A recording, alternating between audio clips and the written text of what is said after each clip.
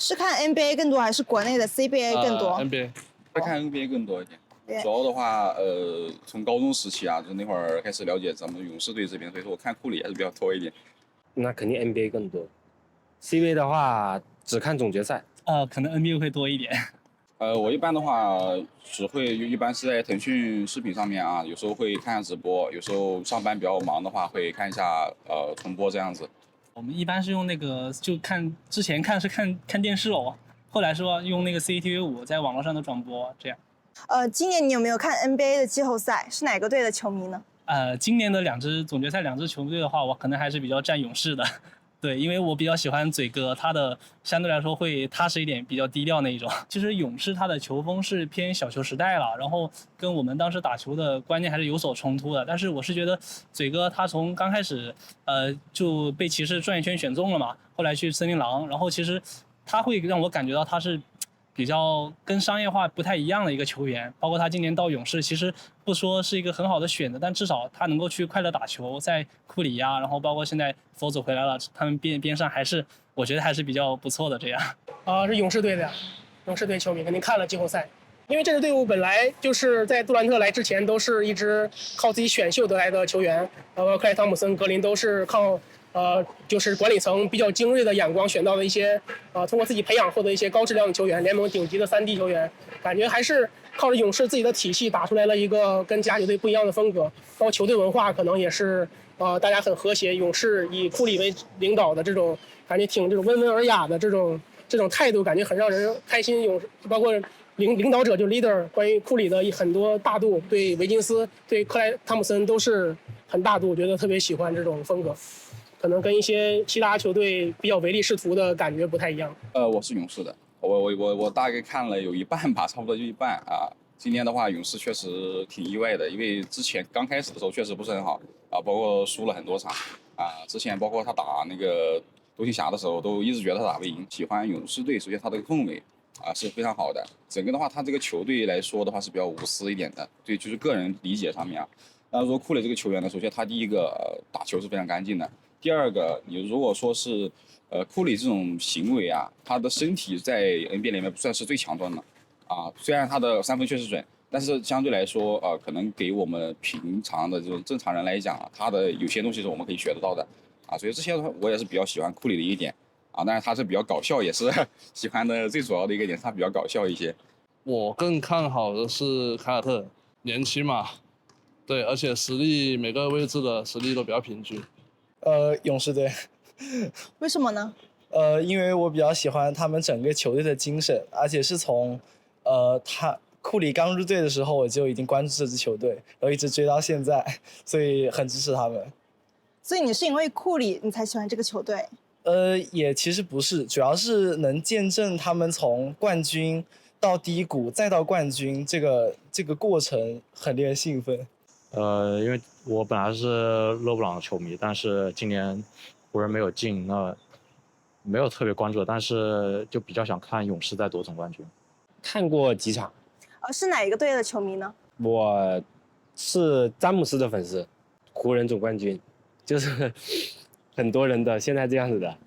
看了，然后是勇士的。我从高中就一直很喜欢库里，然后也很喜欢水花兄弟。我觉得他打小球嘛，就是在 NBA 那种大家身材都很强壮的时候，他自己比较瘦弱，但是他也打出了自己的风格，就是投3分，就从此就进入了一个小球时代，然后大家都开始用3分这项武器，就被他发扬光大了。你对湖人队和勒布朗今年没有打进季后赛有什么看法吗？我觉得湖人队今年打不进季后赛可能跟管理层有关系吧，包括威斯布鲁克的今年发挥不太好，不太理想，很多包括舆论的压力，威斯布鲁克投篮经常会出现一些5大囧时刻吧，感觉也是球队之间可能存在一些矛盾吧，包括詹姆斯也是很难去力不从心了吧，已经年近40了都快，可能很难带队再实现那种高度了吧。我觉得詹姆斯毕竟已经给我们很多精彩的时刻了，包括18年16年15年，从15年开始，我觉得包括在热火期间，詹姆斯已经展现出了不需要再证明自己了，他已经足够强了。我觉得今年进不去季后赛也是可以理解的，也是预期之内的吧。毕竟跟库里现在这种3分投射类的选手还是有存在的相比较而言存在一定差距的。就是很容易被三分投死啊，因为靠詹姆斯，觉得独木难支吧。我觉得反正现在我觉得勒布朗很难再现当年的辉煌。我觉得其实詹姆斯他们的话，我今天觉得湖人队他们主要还是整个的阵容的问题，因为今年的湖人队其实整个感觉就是一种摆烂，要拿那种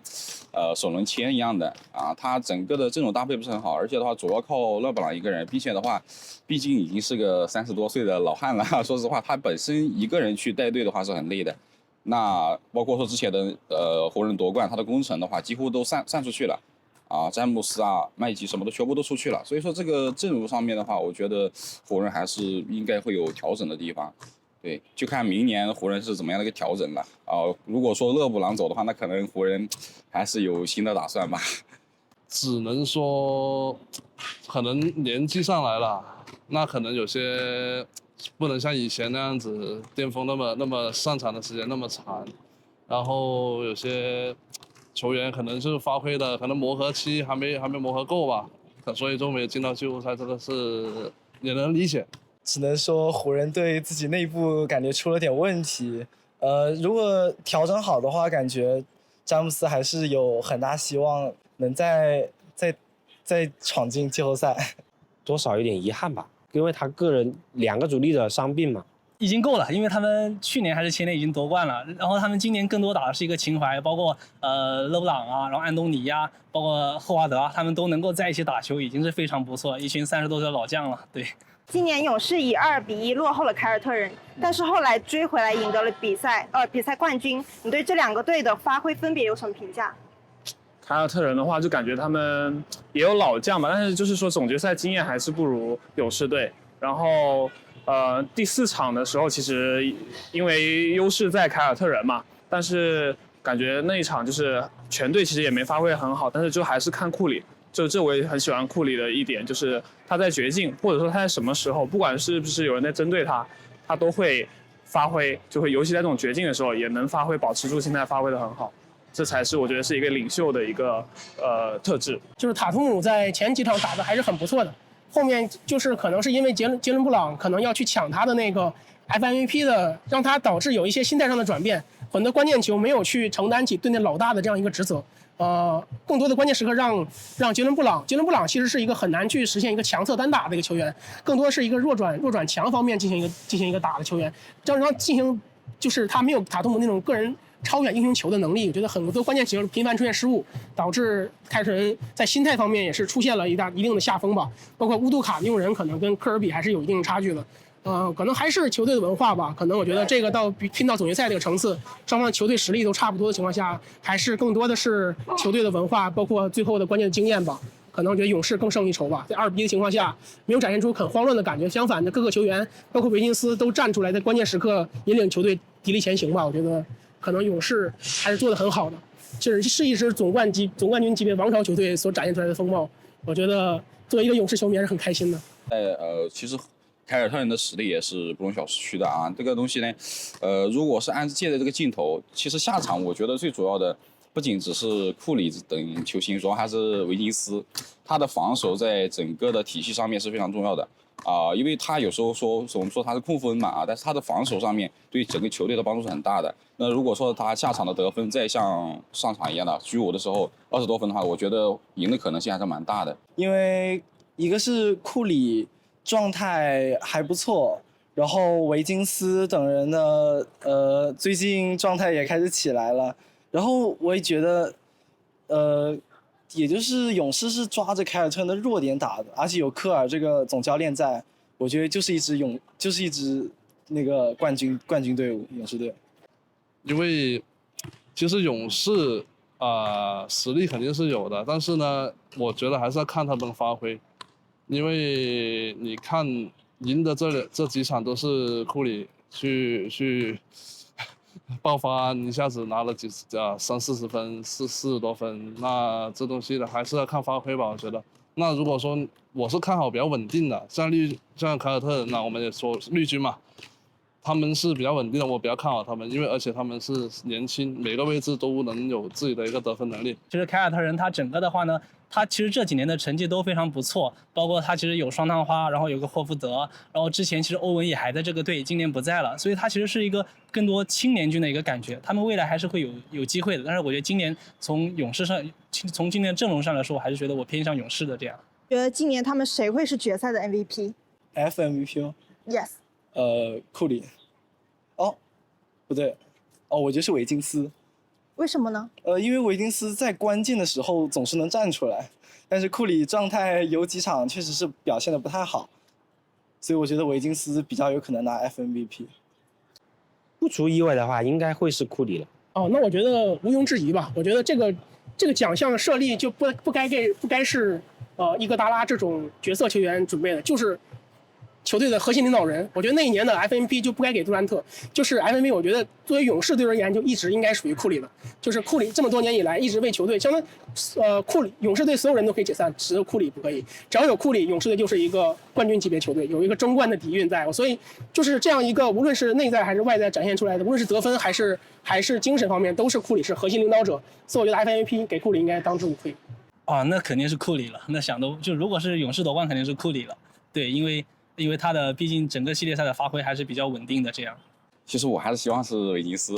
虽然说库里确实打得很好，但是维金斯今年的一个表现来说，包括在总决赛的表现，正负值他都是很高的啊，尤其是对球队的一个帮助。因为有时候说只看得分的话，NBA 里面不缺那种得分手，但是整个全能上来讲啊，我还是希望维金斯，因为从他刚开始进不了全明星赛，到进了全明星赛，到现在打到总决赛，本身来讲的话，还是嘴哥也是很有希望的啊。你明年比较看好哪几个队伍呢？明年的话，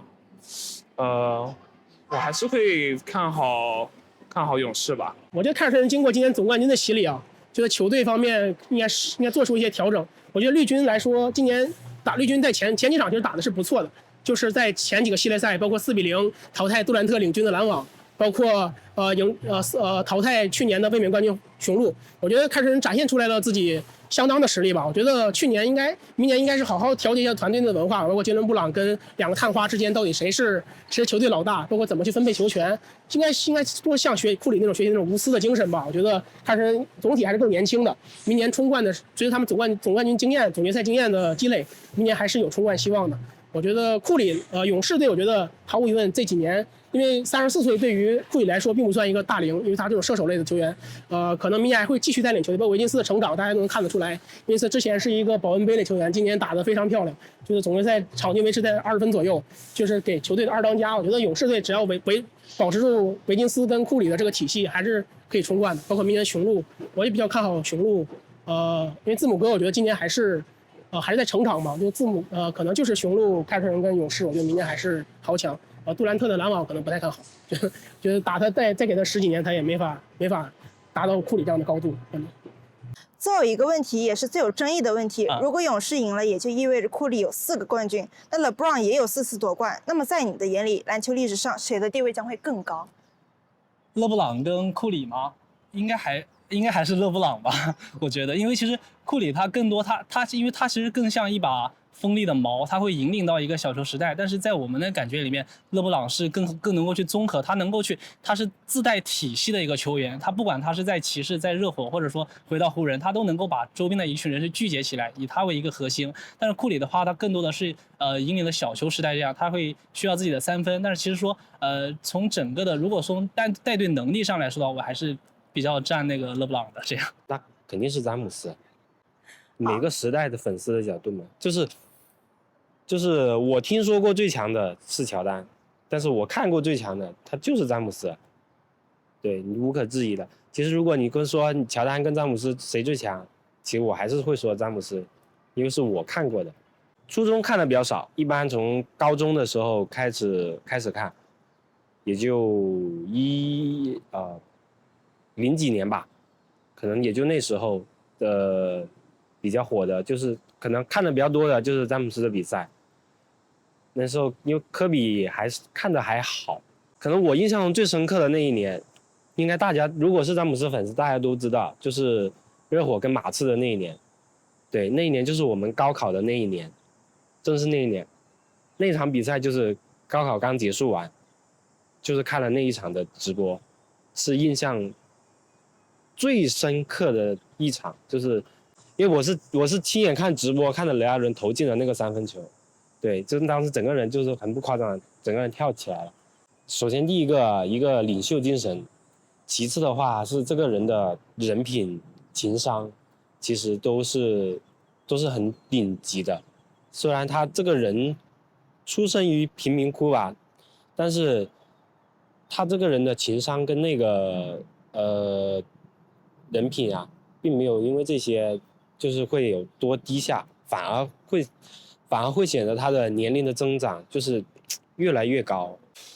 其实这一点的话，其实很多人都有怀疑啊，但是我觉得还是库里对整个篮球上面的影响会更大，因为其实确实小球时代不是库里开创的，但是真正把小球发扬光大的还是库里。如果对篮球整个的影响力上面，库里其实已经，因为库里还有很多还有几年要打。那在这个上面影响的话，我觉得库里会超过詹姆斯。但詹姆斯也无可争议的，必须他是铁血之人嘛，铁血之子。他本身前期对于说他的历史地位肯定是要比库里高的，不管是得分各项荣誉来说啊。那库里他的打法体系本来就是无私一些的，包括说对整个的一个篮球行业的一个影响，他都是蛮大的。所以说，你说影响力最大的，我觉得还是最终还是会是库里的影响是比较大一些，而是个人的一个观点这样。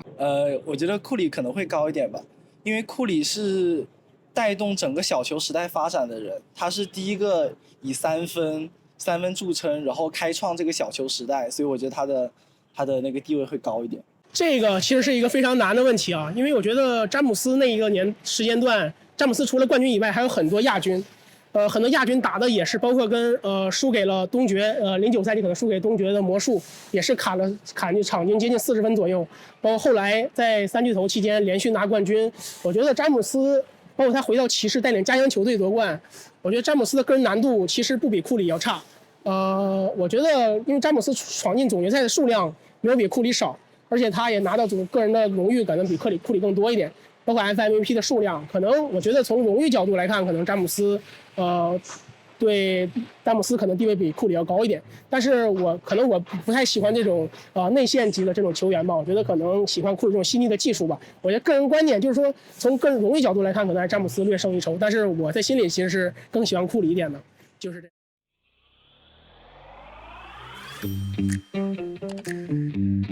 样。